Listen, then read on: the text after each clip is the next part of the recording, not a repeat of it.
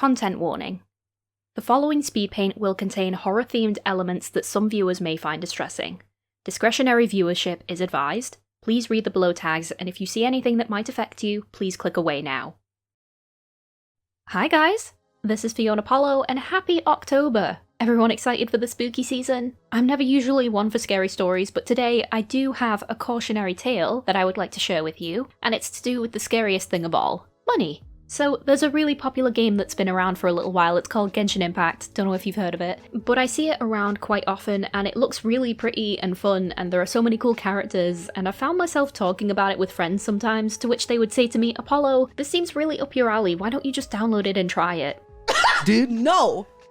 Because I fell into that trap before, thank you. Okay, I would love to own this game, I really would. It looks so fun, kinda has a colorism problem from what I've read, which is a shame, but the big issue with it for me, personally, is that it's a gacha game. So one of those games where you have to gather in-game currency or even spend real money dollars to make a dice roll for a specific character or item that you want, and I do not mix with those games anymore. For anyone curious, I suspect that I might have what's called an addictive personality. This is basically when someone gains an interest in something and is just literally unable to leave it alone or stop thinking about it. The object of your interest just kind of consumes your thoughts until it just becomes a part of your daily life. From what I've read, it can be common among people with ADHD and autism, though it's worth noting that it is slightly different to a hyperfixation or special interest because it can also affect neurotypical people as well. It can be the reason so many struggle to stop drinking or smoking, and even things like heavy social media use or getting lots of tattoos can be considered symptoms of it as well. Luckily though, once I finally admit to having a problem, I'm usually pretty good at kicking the habit, at least for a little while. I'm even attempting Stoptober this year, which means no alcohol for me this month. I've actually given my Twitter followers a bit of a challenge where if I tweet anything to do with drinking this month, the first person to comment "no spirits here" on the post will get a free spooky profile picture courtesy of yours truly. So if you want to get in on that, maybe you should consider following me on Twitter, I don't know.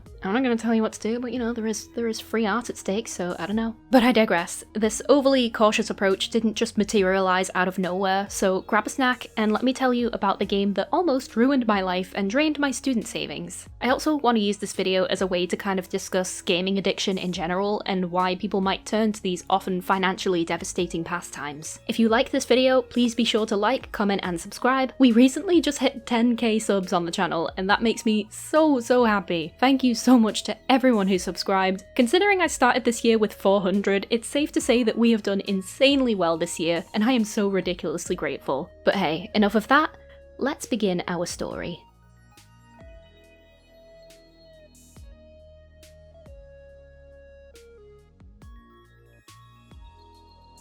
Part 1, Ragnarok Online 2.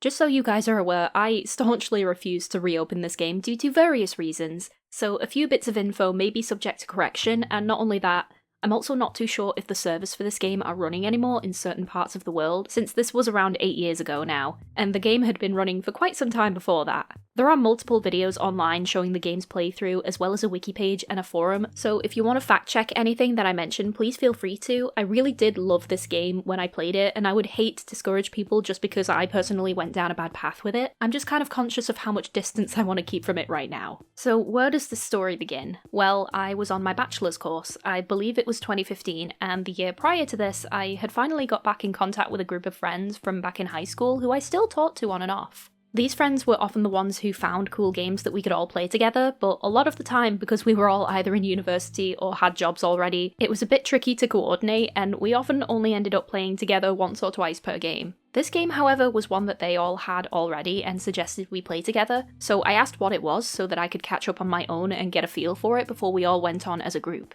This game was an MMORPG called Ragnarok Online 2. And it was a lovely game, let me tell you. Or at least, it seemed that way to someone who didn't have any experience with MMOs and had a lot of free time on their hands. But nevertheless, I found it really fun and climbed the levels I needed to pretty quickly. The character creation was adorable, people were friendly, even the monsters were really cute too. It was just a nice game. This was during a time when I was feeling really lost and unsure of myself. I hadn't come out yet, and I was also struggling to maintain a social life because I just wasn't really clicking with any of my classmates, and also because I didn't live in the dorms, so I would have to travel in every day, and if I missed that last bus in the evening, I would be stranded.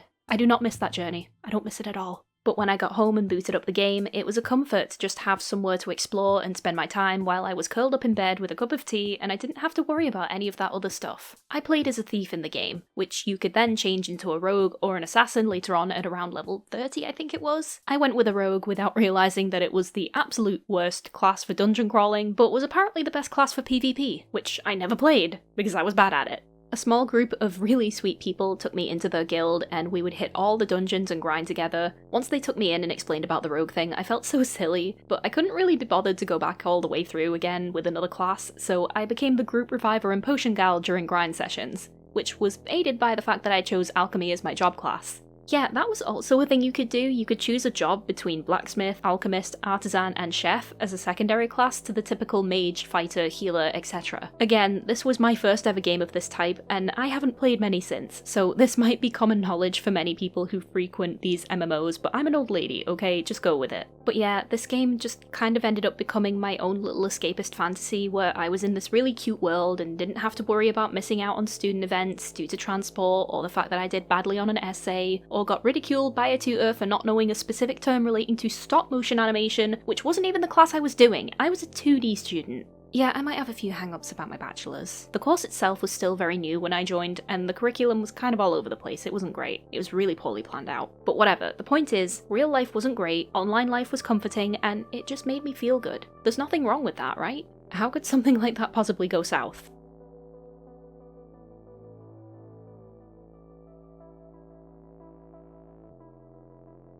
Part 2. When did it all go wrong?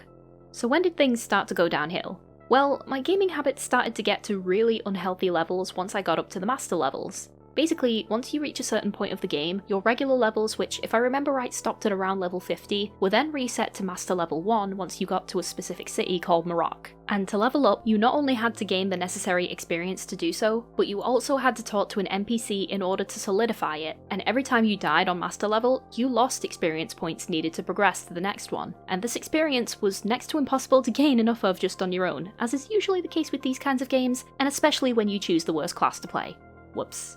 In case you couldn't tell, I was a pretty casual player up until this point, so at first I didn't really care. When I first started, I would boot up the game at around 8 PM and turn it off at around 10:30 every night so that I wasn't exhausted going into classes the following day. But because I had done so well in the game up until now, and because I was feeling more and more estranged from my classmates since our course basically enabled us to either work from home or in the classrooms on our animation projects, I was seeing them less and less because they just chose to work from home, but I found it easier to work at uni because there were less distractions. I didn't want to stop playing my game since it was the only time I was getting any social interaction with people now, and the leveling helped me feel like I was accomplishing something when my real life coursework just felt like an endless slog. At least with the grinding sessions, there was a solid reward at the end of it, compared to a potentially bad grade in exchange for weeks of hard work. And so began the long and tedious grind sessions with other players which I hadn't done previously aside from with real life friends, and this is where I started hanging out with my guildmates a lot more. When we first started hanging out, we would all chat to each other about real life problems we had, and I often mentioned how I felt like I was struggling to click with my classmates and felt isolated because of it. I don't remember exactly what all of the others were going through, but I know one of them didn't have a great home life, and another struggled with a really bad anxiety disorder that also made it hard to interact with people IRL, so we just kind of stuck together and found that grinding in dungeons worked for us because we didn't always have to talk a lot. And while I personally enjoyed that at the time, when I was still logging off at 10:30, the others would keep going, but at some point, I started staying up later and later with them until eventually those sessions were going on from 8 PM at night until about 3 AM in the morning. And I don't think I need to tell people how unhealthy that is. I was a bit of a wreck at the time, and I used a lot of really bad coping methods to try and shake off this stupid loneliness that I felt. Something that also really got me hooked and prevented me from leaving is that I was ridiculously close to crafting the Queen Serenia armor that was considered the highest level armor in the game. But unfortunately, doing so took absolutely forever for me to do because you had to craft it, and you also had to disassemble another armor to get the materials to do so, and the armor you got the materials from couldn't be traded once you picked it up, so you had to decide between your team who got what piece. So in the meantime, while I was trying to craft this ridiculous armor, I scoured the game for every possible thing that I could do in the meantime, and after a while, I had almost managed to complete every single dungeon, every side quest, and collected multiple highly sought after items. And once I did all that, I still hadn't managed to create this damn armor, because I had to rely on other team members helping me out in dungeons because I was a goddamn rogue. So what was left while I did this? Why, the purchasable collectibles, of course, many of which were obtainable via loot boxes. And this is where the money started to come into play. Luckily, you did not need to spend money in-game to gain special access to certain areas or anything like that, but the game did have loot boxes, and what I started to notice as I went further up in the master level dungeons is just how many people had these different outfits that I hadn't seen through regular gameplay. But I was still grinding with other hardcore players who had been playing for years and had all of these different outfits from loot boxes and events, and because I'm a sad excuse for a copycat, I really wanted them as well. At first, it was just one box a night, every night, for a whole month. I can't remember exactly how much they were, but it was definitely a couple of pounds at least, and I didn't have a job at this time. I had a student grant which used to be given out to students in the UK so that they had some free starting cash to live on. This grant is no longer given out because our government is corrupted, but thankfully I had used part of it to pay for my drawing tablet and some programs to do my animating on before this gaming addiction kicked in. But then I just carried on trying to get all the possible outfits that I could. And once I did that, instead of just grinding to get the items I needed for crafting the armor set, I got lazy and would just purchase a bunch of Pandora boxes, as they were referred to in the game, and just got the ingredients from there. And then finally, the day came where I crafted that all-consuming Queen Serenia armor set. I finally did it. I finally had it in my hands on my character. What could possibly sour this momentous achievement? Well, how about the fact that the armor was completely fuck ugly? Honestly, at this point, I had been so engrossed in just getting it that I almost wasn't bothered. Almost. But luckily though, there was a mechanic in Ragnarok 2 that I and a lot of other people took advantage of, and it was an NPC stationed to the far right of one of the main in-game cities with the ability to merge certain pieces of armor. Say you really liked how a sorcerer's robe looked, but you played as a warrior character. No problem! This NPC could merge the two so that you had all the stats of your favourite high-level armor with the aesthetics of that cute outfit you found. The only downside to this is that it required specific materials, and thus another long and arduous grind session began, even more money was wasted, and all of this went on for about a year and a half from the beginning of me downloading the game to finally getting to this point. When I finally merged my cute sorcerer getup with my maxed out Queen Serenia gear, suddenly it just clicked in my brain that I was finished. There were calendar events like Christmas and Valentine's Day, sure, but something in me just kinda snapped, and I realised just how much of my life had been spent on this game, now that I had more or less completed everything in it that had any sense of purpose. So I quit. At the end of it all, I think I spent somewhere in the realm of £400 to £500, which, when you think about how much people spend today on Genshin and similar other games, £400 really isn't a lot. But it also kind of is, especially when you're a broke uni student. After I left university, I got a job and bought my current laptop, and I haven't played the game since.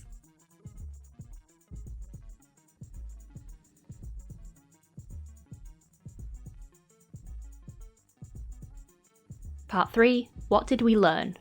So what did I learn from this? I learned that I had a really bad problem, not just with getting addicted to a game, but I had a lot of issues concerning loneliness and self-worth that I still struggle with to this day. And these issues ended up manifesting as this desperation to go to any lengths to keep hold of the precious few friends I had, who actually made it seem like they wanted me around. And it also went into me trying to find comfort in these short-term accomplishments like getting to master level or crafting really fancy armor. Now that I think of it, it's pretty funny how it actually feels infinitely easier to confide in people who feel more detached from your situation than your friends and family. That's probably why many people find therapy so effective, and also why it's so easy for some people to overshare things online. Faceless names on a screen really don't feel like they carry the same baggage as your loved ones do, I guess. And these games really do prey on that aspect of a lot of people's psyche. I can think of so many instances of this among people I know in real life and online, some of whom have spent far more money than I did, who just wanted something that made them feel part of a community, or at the least help them to take their minds off of something that was happening in their own lives. I think this is something that people need to be wary of now more than ever with games like Genshin Impact, Cookie Run,